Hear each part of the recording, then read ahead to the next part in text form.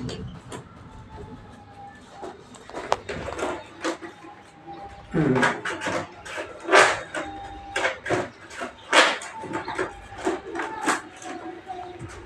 पहा मित्रांनो, आमचे बंधू रमेश सूर्यकांत चिंचवले हे वंश परंपरागत फ्रूट व्यवसाय करतात.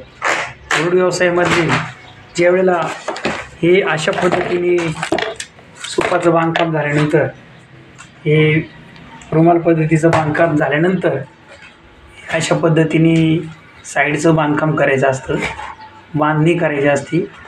हे कामट्या वगैरे जोडून ते जे बंद असतात ते बंद ठोकून काहीतरी 12 बंद असतात. गरमेश 12 बंद असतात.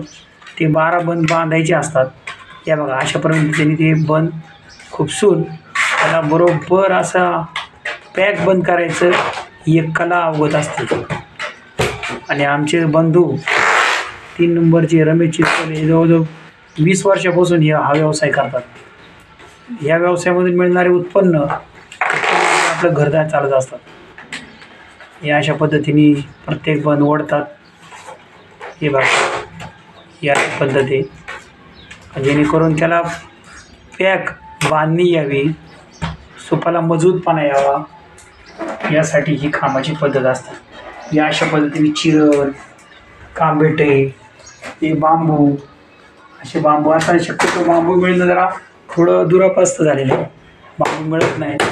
माझं ठोकून ही पाण्याची बादली ओलं करून शेजारी हे साईडला बंद असा नीटनेटकेपणा, कामात सुसत्रपणा, या प्रत्येक बंद उचलून पाण्यात बुडवून पुन्हा बांधणी करायची. बांधणी करून ते ताकद जवळजवळ एक सूप जवळजवळ 5-5, 6-6 वर्ष टिकणारे सूप असे. असं मजबूत काम आहे, कष्ट भरपूर आहे.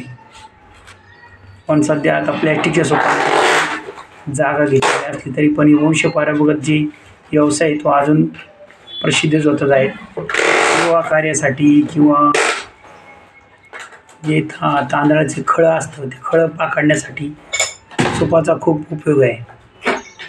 फ्रूट व्यवसाय हा टिकला जो आपला अशा जुन्या लोकांनी यांना ही कला शिकवली. म्हणजे माझ्या वडिलांनी, सूर्यकांत विठ्ठल चिंचवले या वडिलांनी रमेश चिंचवलेंना ही कला शिकवली. त्यातून त्यांनी त्यांचा संसार सांभाळतो. अशा आमचे बंधू बघा कामाची पद्धत. हे पिढं असतं, याला पिढं म्हणतात. हे पिढं घेऊन चारी कोपरे आता ठोकून घेतले. हे बघा दोन्ही कोपरे ठोकून घेतले. उर्वरित राहिलेला बंदाचा तुकडा कोयत्यानी कापायचा. हा कोयता भरपूर धारदार असतो. कोयत्यानी कापून घेतले.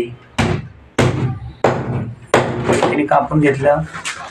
सूप मजबूत आहे का याची खात्री करून घ्यायची. झालं, हे असं सूप पूर्ण झालं. धन्यवाद.